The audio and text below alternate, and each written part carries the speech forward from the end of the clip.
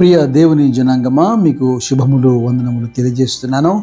అనుదిన ధ్యానమునకు స్వాగతం. యెషయా గ్రంథం 11వ అధ్యాయం. యెషయి మొద్దు నుండి చిగురు పుట్టును, వాని వేర్ల నుండి అంకురము ఎదిగి ఫలించును. యెహోవా ఆత్మ జ్ఞాన వివేకములకు ఆధారమగు ఆత్మ, ఆలోచన బలములకు ఆధారమగు ఆత్మ, తెలివిని యెహోవా ఎడల భయభక్తులను పుట్టించు ఆత్మ అతని మీద నిలుచును. యెషయా 9:7లో దావీదు సింహాసనం అని, అలాగే 11వ అధ్యాయం 10వ వచనంలో ప్రజలకు ధ్వజముగా యెషయి వేరు ఉంటుందని, ఇలాగ చెప్పబడుతున్నటువంటి ప్రవచనములు ప్రభు అయిన యేసుక్రీస్తుకు సంబంధించినవని ఇక ప్రత్యేకంగా క్రైస్తవ లోకానికి చెప్పనక్కర్లేదు. అయితే ఇక్కడ దావీదు వేరు చిగురు లేదా యెషయి మొద్దు నుండి చిగురు పుట్టును అనే మాట, చిగురు అనగా యెషయానే గతంలో వివరించినట్టుగా లేతగా సుకుమారంగా ఆయన యుద్ధ పెరుగుతుంది అని. అయితే చిగురు అనగా బలహీనమైనది కాదు సుమా.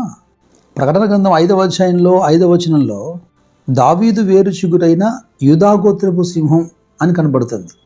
అపోస్తలుల కార్యములు 13వ అధ్యాయంలో పౌలు మాట్లాడుతున్నాడు, వినండి. ఇజ్రాయేలులారా, దేవునికి భయపడువారులారా వినుడి.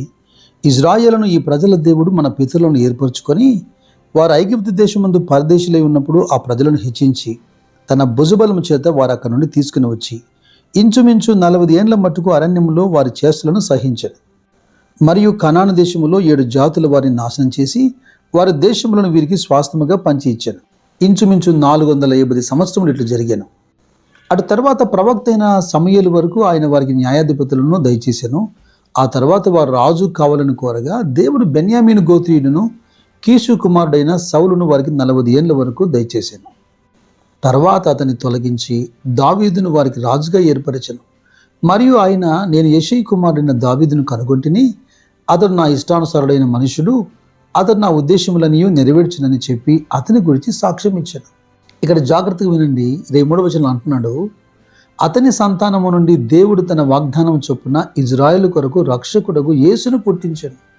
మత్తయి సువార్త 1:16లో ఈ ప్రవచనం నెరవేర్పుగా రాయబడిన మాట మనం చూస్తాం.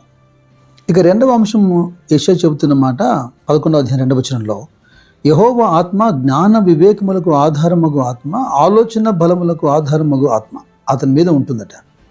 42వ అధ్యాయంలో కూడా దావీదు అనే మాట వినబడుతున్నా అది దావీదుకు మాత్రం సంబంధించినది కాదు, కానీ దావీదు గర్భంలో నుండి రాబోతున్నటువంటి మెస్సియాకు సంబంధించిన ప్రవచనాలు అనేకము యెషయా మాట్లాడుతున్నాడు. అతని యందు నా ఆత్మ ఉంచి ఉన్నాను, అతడు అన్యజనులకు న్యాయం కనపరచును, అతడు కేకలు వేయడు, అరవడు, తన కంఠస్వరం వీధులు వినబడనియ్యడు, నలిగిన రెల్లును అతడు విరవడు, మకమకలాడుచున్న జనపనార వత్తిని ఆర్పడు, అతడు సత్యమును అనుసరించి న్యాయము కనపరచును, భూలోకమున న్యాయము స్థాపించు వరకు అతడు మందగిలడు, నలుగుడు పడడు, ద్వీపములు అతని బోధ కొరకు కనిపెట్టును.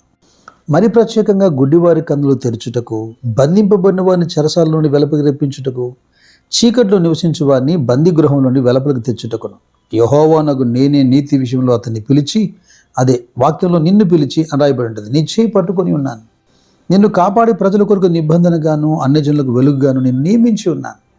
యేసుక్రీస్తు ప్రభు సమాజ మందిరాల్లో బోధిస్తున్నప్పుడు ఒక దినాన లూకా సువార్త 4వ అధ్యాయంలో 17-18 వచనాలు చెప్పబడినట్టుగా ఆయన నిలబడగా ఆయన చేతికి యెషయా గ్రంథం ఇవ్వబడింది.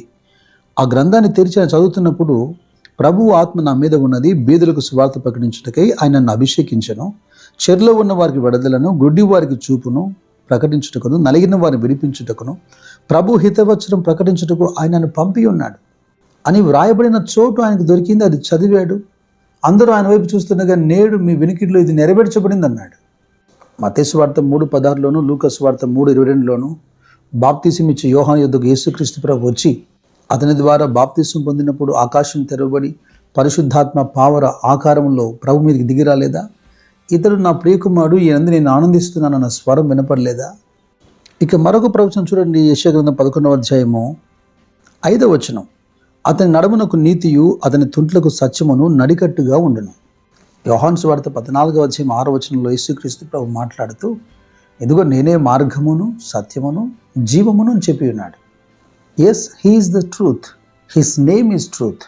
మీరు ప్రకటన గ్రంథం 19వ అధ్యాయంలోకి వస్తే 11వ వచనం ఇలాగ రాయబడింది, మరియు పరలోకం తెరవబడినట్టు చూచి తిని, అప్పుడు ఇదిగో తెల్లని గుర్రం ఒకటి కనబడెను, దాని మీద కూర్చుండి ఉన్నవాడు నమ్మకమైన వాడును సత్యవంతుడును అను నామము గలవాడు, ఆయన నీతిని బట్టి విమర్శ చేయుచు యుద్ధము జరిగించుచున్నాడు. ప్రవక్త అయిన యెషయా మరో చోట అంటాడు, నీతిని కవచముగా ఆయన ధరించుకొనెను, రక్షణను తల మీద శిరస్త్రాణముగా ధరించుకొనెను. ప్రతిదండన ఆయన వస్త్రం, ఆసక్తి పై వస్త్రంగా ధరించుకున్నాడు. ఒక రోజున ప్రతివాని క్రియలను బట్టి ఆయన తప్పకుండా ప్రతిదండన చేస్తాడు. అయితే ఈ 11వ అధ్యాయం యెషయా గ్రంథంలో కొన్ని ఆసక్తికరమైనటువంటి వచనాలు మనకు కనబడతాయి. అవి 6 నుండి 10 వచనాలు. తోడేళ్ళు గొర్రెపిల్ల యొద్ద వాసము చేయును, చిరుతపిల్లి మేకపిల్ల యొద్ద పండుకొనును, దూడయు కొదమసింహమును పెంచబడిన కోడయు కూడుకొనగా బాలుడు వాటిని తోలును, ఆవులు ఎలుగులు కూడి మేయును, వాటి పిల్లలు ఒకచోటనే పండుకొనును, ఎద్దు మేయినట్లు సింహము గడ్డి మేయును, పాలు కుడుచు పిల్ల నాగుపాము పొట్టు యొద్ద ఆట్లాడును, మిడినాగు పొట్టు మీద పాలు విడిచిన పిల్ల తన చేయి చాచును. నా పరిశుద్ధ పర్వతమందంతటను ఏ మృగమును హాని చేయదు, నాశనం చేయదు. సముద్రము జలముతో నిండి ఉన్నట్లు లోకము యెహోవాను గూర్చిన జ్ఞానముతో నిండి ఉండును. ఆ దినమున ప్రజలకు ధ్వజముగా నిలుచుచుండు యెషయి వేరు చిగురునద్ద జనములు విచారణ చేయును. ఆయన విశ్రమ స్థలము ప్రభావం గలదగును.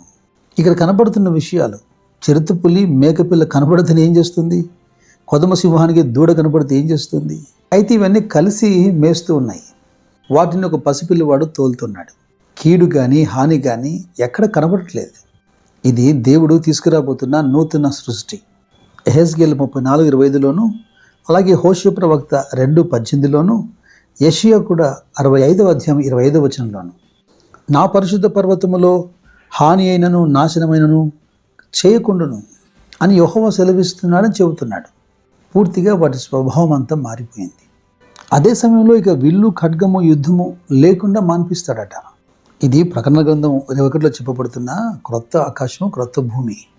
ఏదేమైనాను దేవుడు తీసుకురాబోతున్నటువంటి ఈ నిత్య రాజ్యంలో మీకు సమృద్ధి ప్రవేశము కలుగునుగాక.